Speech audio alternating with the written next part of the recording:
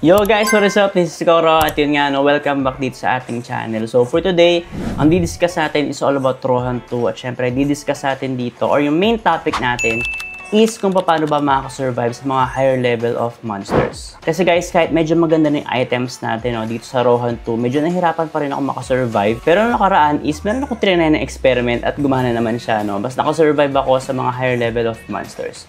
So with that said, tara proceed tayo din sa video natin with Rohan 2. So anyway, ito yung ating character. So if ever napanood nyo yung last video ko, ito pa rin yun. So nag-cut lang ako. At syempre, ibang topic naman yung didiscuss natin.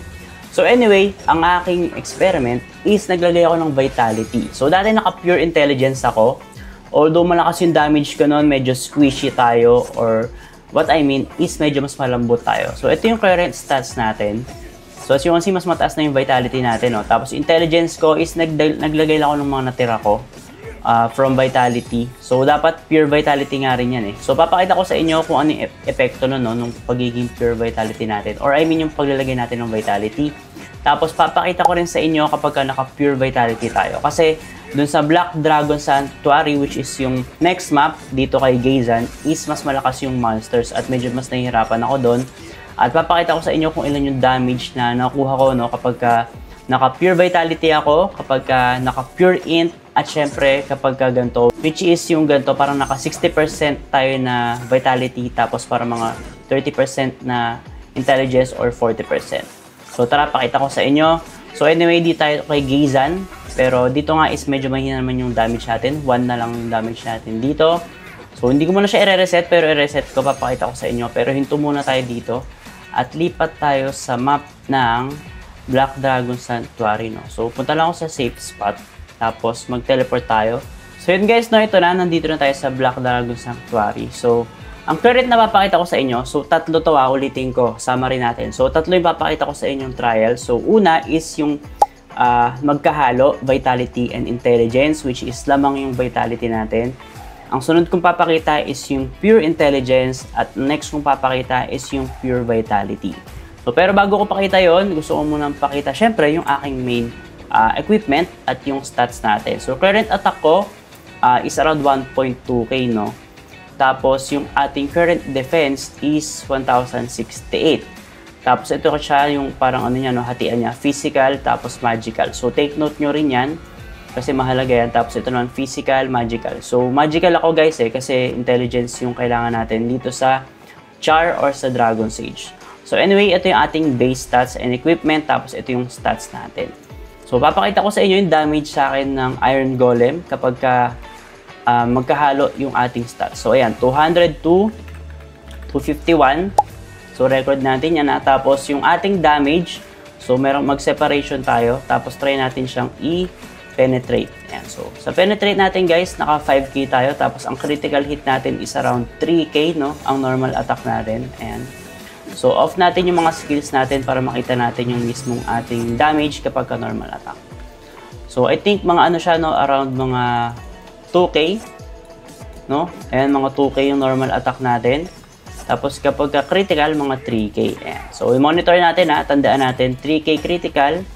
Tapos, ang ating damage or ang damage sa atin is around mga 200. So, pakita ko ulit. Ayan, so mga 250 umaabot, no? So, tanggalin ulit natin yung aggro niya. Tapos niyan, guys, mag-reset tayo para makita nyo kung ano yung damage saan, guys, kapag pure vitality, no? So, meron pa tayong pang-reset, dalawa. So, saktong-sakto yan. So, click natin yan. Tapos, naka-reset na tayo. Pure intelligence, ang papakita ko pa lang sunod, no? So, next natin. Pure intelligence. Makikita nyo, guys, mas tataas yung magic attack natin. So, mas malakas yung damage ko dyan na asahan ko. Pero, mas maliit yung ating physical defense and magical defense, no? So, kanina, around mga 500 something to. Ngayon, ang baba na lang. So, 200 plus. So, check natin. Separation tayo. Tapos, attack natin siya. So, 3.8k. So, mas tumaas ng 800 yung critical natin. Ang ating normal attack is tumaas ng 300. Pero guys, napakalaki ng difference ng damage niya. So, as you can see, halos 500 na yung damage niya sa akin, no? So, hindi worth it yung trade-off kasi tumaas lang 600 yung ating critical. Mas bumilis nga siya ng bahagya. Tapos, yung normal attack natin is tumaas ng parang mga 300, no? Yung critical 600. Tapos, yung damage naman sa akin, naging parang doble. So, hindi siya worth it para sa akin. So, ngayon, tatry natin yung ating Pure Vitality. So, reset ulit tayo, which is yung last na reset natin right now. So, gusto kong gamitin lahat to para mapakita rin talaga sa inyo yung experiment natin na ginawa. So, Pure Vitality tayo. As you can see, ayan, physical defense and magical defense natin magiging 700 plus pareha. So, apply natin yan. And as you can see, tumaas yung ating HP. So, heal lang tayo para medyo mas makita nyo. Ayan. So, magagawin natin, separation ulit tayo. Tapos, i-agree natin to. So, yung ating damage, bumaba ng mga 300, no? So, from 2K, yung ating experimental kanina, yung unang-una. So, naging 1.7K na lang yung normal attack natin. Yung ating critical is 2.7. So, bumaba ng mga 3K from our first trial. So, medyo okay pa rin. Tapos, yung damage natin, guys, pagka minonitor nyo, nakikita nyo, mababa na, guys, no? Below 100 na, and 48, 47. Kaya ko lang tumayo dito, tapos mag-heal na lang ako. Kasi, mas malaki yung heal ko, guys, halos 3K yung heal ko dyan. Tapos, gawin ko, separation ko lang. Tapos, try natin i-tank ito lahat, no? So, on natin itong mga AoE skills natin, tapos mag-auto tayo. Mas nakaka-survive tayo. So, as you can see, mas nakaka-survive tayo dito sa gantong build, which is Pure Vitality. So, may konting trade-off tayo when it comes to damage. Pero, mas okay siya, no? Kasi guys, yung AoE ko, syempre, mas okay yun kapag mas marami akong natatank na kalaban. So, on din natin itong heal natin para syempre, mag-auto heal siya. So, hindi ko na kailangan masyadong mag-pots, as you can see. Yung pots natin, hindi natin nagagamit yung HP potion, no? So, kayang-kaya ko na mag-farm dito kapag naka-Pure Vitality ako. And ang current stats natin right now, ito nga, no? So, magical attack natin and physical, magkapantay kasi nga wala na tayong intelligence. So, papantay na talaga itong dalawa na to. Pero, okay na okay pa rin naman yung damage ko. Pero, syempre, ginawa ko itong build na to. I think may advantage, syempre, dahil naka-fully ancient item na ako, no? And naka-plus yung ating item. Ang isa ko pang suggest sa inyo is huwag kayong manghinayang sa enhance ng items. Kasi guys, yung enhancement na yan, malaki yung nadadagdag niyan. So for example, ito, ang laki nung dagdag nito sa attack guys, 414 kasi naka plus 20 ako. Okay naman kahit plus 15 lang, no? Kung hindi nyo kaya yung plus 20. Plus 15 lang kasi medyo mahirap mag plus 20 at mahal yan sa crowns. Dito naman sa armor, syempre defense natin yan, no? So mas makaunat tayo dahil dyan. Tapos guys, yung accessory. So may mga nanghihinayang sa accessory, hindi bumibili ng accessory. Para sa akin, sulit na sulit yung bili ko sa accessory kasi guys, kapag chinek nyo, ang dagdag niyan, defense tsaka attack. So bukod dito sa ating options dito sa ibaba, itong PvP def at saka yung reduce MP consumption, ang pinaka main reason kung bakit ako nagpalit ng ancient item na accessory at inaps ko siya kasi guys, ito yung main stat niya, no? Itong defense. So meron siyang 135 na dagdag kapag plus 17. Ang necklace guys, tandaan nyo, is for defense, yung kanyang base stats. Tapos the rest, yung earrings natin at yung ating mismong ring is puro attack na yung dagdag niya sa base. So as you can see, ang taas ng 151 lahat yan. So kapag chinek mo lahat yan, so apat yan, yung 151. So, halos 600 plus, no? So, 604 yung madadagdag sa ating attack.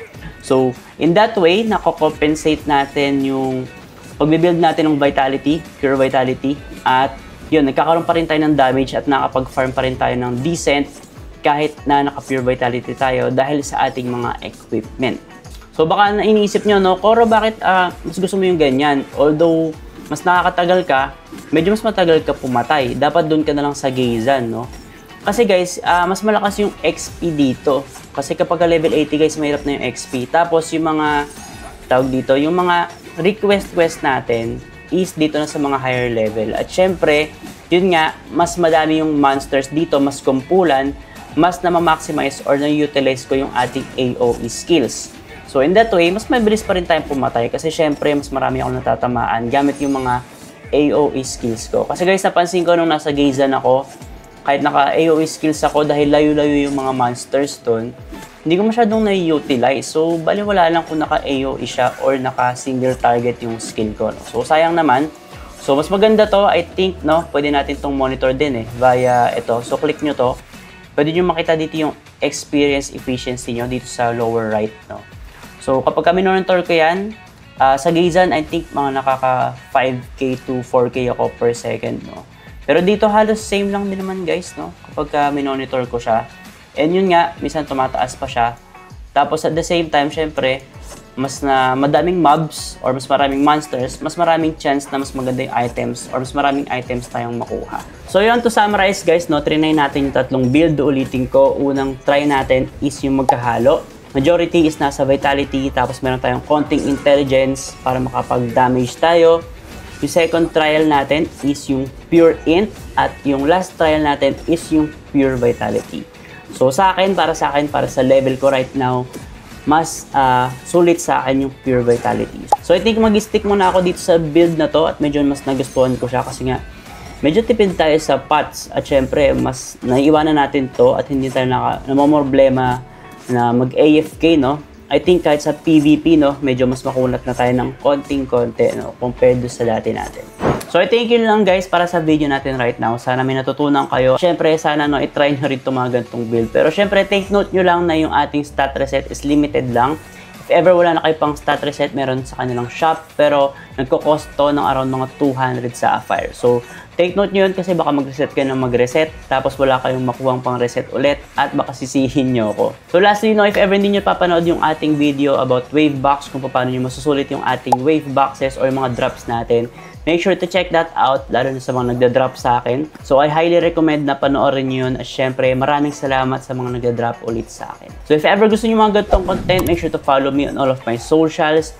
And yun nga, mag-update na lang ko doon from time to time. Yun lang guys, and see you sa ating next video.